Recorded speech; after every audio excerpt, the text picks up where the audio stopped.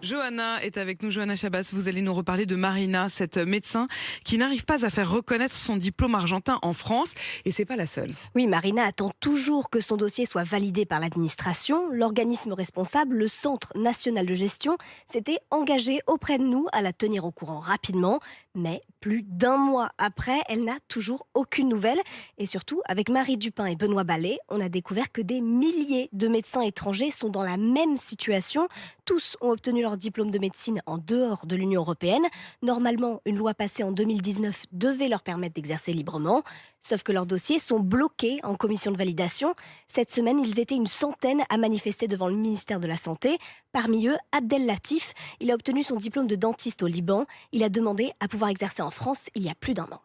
J'ai complété mon dossier et il est endormi actuellement dans un tiroir. C'est malheureux. Je ne demande pas la mendicité, je demande uniquement me donner mon droit. Alors le désert médical, il y a une petite solution.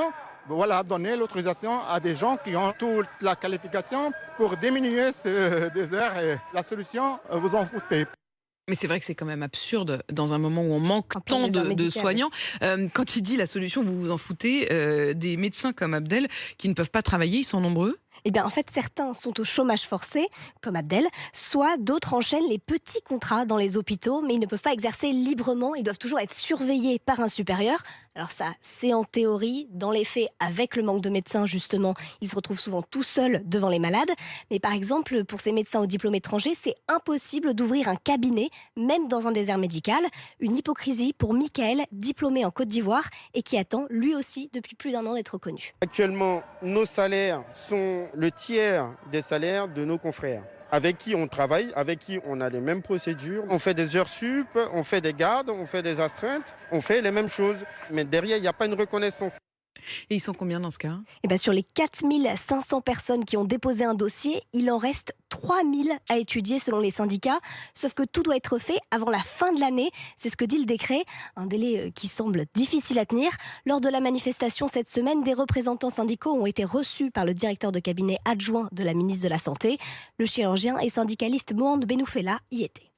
Notre principale revendication était de respecter les délais. Ils ne se sont pas encore engagés. Ils vont essayer de trouver les leviers. Ils ont compris la détresse, mais sans aucune promesse. Ils ne nous ont pas donné de date. Ils nous ont promis de nous donner un retour avant l'été.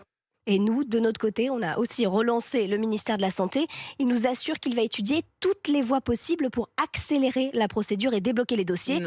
Dans un contexte où, vous le disiez, l'hôpital est en crise et 120 services d'urgence en France ont dû limiter leur activité. Ce qui paraît fou, c'est qu'ils ne demandent même pas à pouvoir exercer. Ils demandent simplement à ce que leur dossier, au moins, soit regardé et passé par l'administration. On en est là. Donc on n'en est même pas au fait de pouvoir exercer. C'est délirant. 6 heures.